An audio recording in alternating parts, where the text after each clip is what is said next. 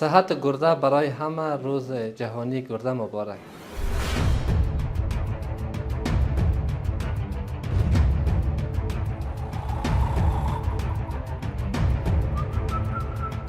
امروز روز جهانی کلیه است. کلیه ها ارزش بسیار مهمی در صحت ما دارد. اگرچه امراض کلیوی به شکل بسیار خاموش پیشرفت می کند، اما ما می توانیم با ورزش منظم، با نوشیدن آب کافی، با غذای سالم، با پیشگیری از قند خون و فشار خون این امراض چی کنیم؟ جلوگیری کنیم. امروز روز جهانی کلیه است و این روز تنها روز به خاطر یادآوری نیست، بلکه روزی است یا فرصت است تا سبک زندگی خود را تغییر بدهیم و با آگاهی می توانیم هم زندگی خود و هم زندگی جامعه را نجات بدهیم. هدفی از برگزاری همین روز تجلیل کردنش هدفش این است که باید ما آگاهی عامه را به مردم در مورد امراض گرده و جلوگیری از گرده، امراض گرده و یا جلوگیری از خراب شدن یا مصدوم شدن گرده آگاهی بدیم. در عموم که است بخش گرده ما به دو بخش تقسیم شده، نفرولوژی و یورولوژی است. نفرولوژی که است داخلی گرده می باشه و یورولوژی که است مربوط سنگ ها، سرطان ها و دیگه بخش ها میشه. اول که تمام امکانات وجود داره. معاینات ما یک شفاخانه کمپلکس است. تمام معایناتی که مثلا دکترها بر ما میتن، اگر از بخش ایمیجینگ باشه، لب تست باشه یا سی تی اسکن، همش که است در این شفاخانه این تمام سهولت ها را دارست.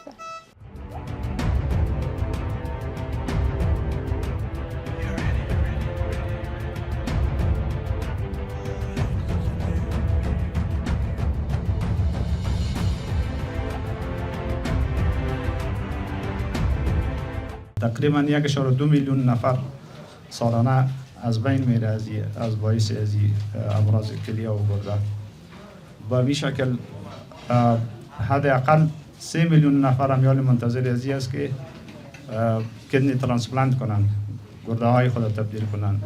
تمام روز از یک مرکز به دیگر مرکز روان هستند به خاطر دیالیز، به خاطر گرده های فعالیت گرده هایشان کار نمیکنه، عدم کفایی کلیه است و از کلیه های مصنوعی که ماشین های دیالیز استفاده میکنه. بنابراین لازم است که ما همینطور روزها را تجلیل کنیم و آگاهی دهی بکنیم برای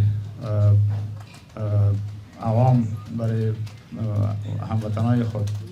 به خاطر آگاهی جامعه، چی از پرسنل صحی هست، چی غیر صحی، چی مردم عام است، باید در مورد امراض، در مورد وقایع از او آگاهی داشته باشند تا ای که همو عضوی که در بدنش طوری که رئیس گفت حیاتی هست و وظایف بسیار عمده را با دوش داره، و سادگی با یک کار کوچک ما او را خدای نکرده از دست ندیم و کوشش بکنیم راههایی را پیش بگیریم که همین عضو فعالیت خود درست در بدن انجام بده.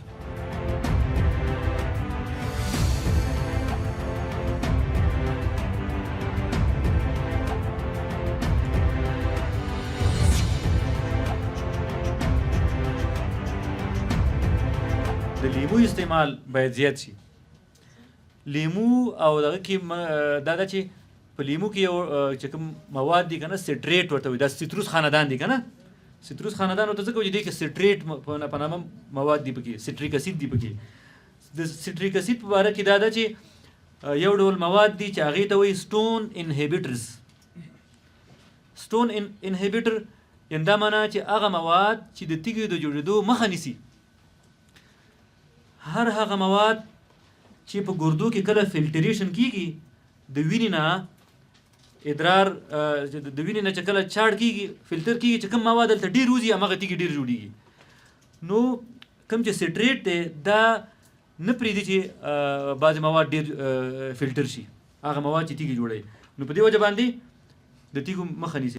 غټ کاز عامل د ګردې د مرضونو همغه ډایبیټیز دی، شکر او سره فشار. شکر او فشار په دریم نمبر تاسو ګورئ اوبیسټي یا چاغوالی. چاغوالی به دې دواړه کاز کوي، په سره سموکینګ او کینسرونه او د زړه مرضونه ټول. نو دا ټول مرضونه چې دي دا ریسک فیکټر دی، دا هلته کیدای شي چې موږ کنټرول کړو چې دغه مریضانو چې څوک دغه مرضونه ولري د دوی سکرینینګ وشي. که سکرینینګ ونه شي دغه شکر او فشار او اوبیسټي دا ټول مرضونه 10-15 کاله کې ټول د ګردې هغه سټیج ته رسي چې بیا به یا ترانسپلانټ کوي یا به ډایلیسیس کوي یا به ټول عمر دوا خوري او که دوا هم خوري نو هغه کوالټي اف لایف د هغوی نه وي چې کوم د نورو خلکو وي.